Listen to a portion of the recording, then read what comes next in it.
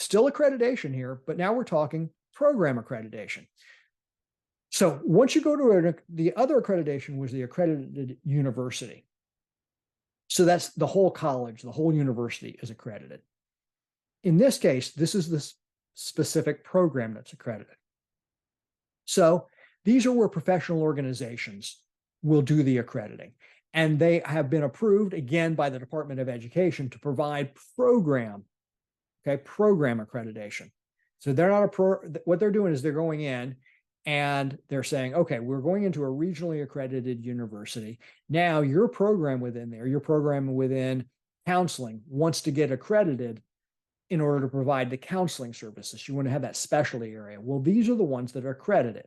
So for an MD, it's called the Liaison Committee on Medical Education. For DO, it's the American Osteopathic Association Commission on Osteopathic College Accreditation. In psychology, there's two. The American Psychological Association Commission on Accreditation. So what they'll do is they'll say they're APA accredited, is the primary one, by far the biggest one. It is the oldest one. It's the one that's been around a long time. A brand new one is the Psychological Clinical Science Accreditation System, or PCSAS. This is brand new. I think at the time that I'm speaking right now, I think there are 46 universities that have the PCSAS accreditation. It's new. It's based upon a model of training. And I'll talk more about this model, but it's called the clinical scientist model. It's really heavy duty research. These are programs that want to provide a lot of research. They provide clinical as well because they have to. It's required because if you're going to go on and provide services, you have to have clinical experience.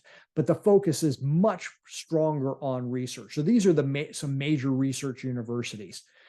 Right now, there's this kind of tumult between them, between APA and PCSAS, in the sense that some of the programs like UCLA or Harvard who have started PCSAS are considering going only to PCSAS and not having APA anymore.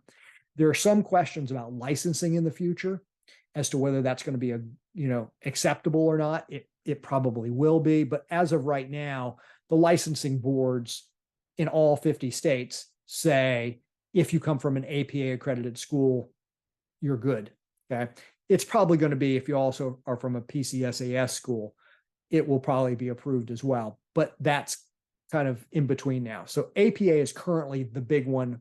That's the one that you really, first of all, look for most importantly right now. At some point in the future, for those of you who want to really do a lot of research, the PCSAS is probably going to be a reasonable way to go. For counseling, it's called the Council for Accreditation of Counseling and Related Educational Programs, or CACREP. Marriage and Family Therapy, it's the Commission on Accreditation for Marriage and Family Therapy Education. So it's COAMFTE. And then finally, for social work, it's the Council on Social Work Education. So what you want to do is you want to look for, does the program have accreditation from one of these accreditation bodies? So if you're going to go psychology, I would make sure they said that they're APA accredited. If you're going social work, make sure that program is Council on Social Work Education. You want to make sure that the program is that. Most states have it so that you can get around it. If you went to a doctoral program, as long as the university was an accredited university, the program wasn't accredited, you can often get around it with licensing boards, but I will tell you, it's a lot more work on your part. You better keep really exact tabs on every single course.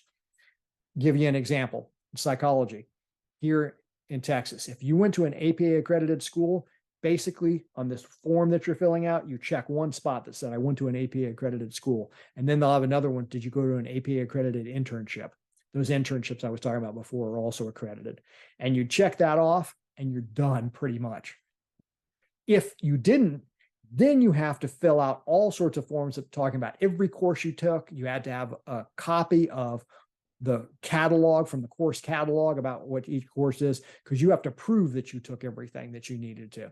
So it's a little more difficult and there's a lot more problems with it. It's easier to get into non-accredited programs than accredited programs.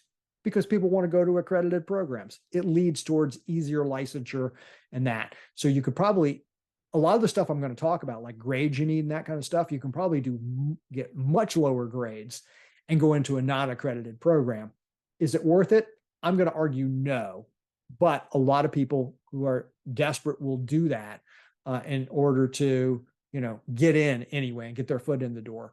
I think you really need to look for accredited programs.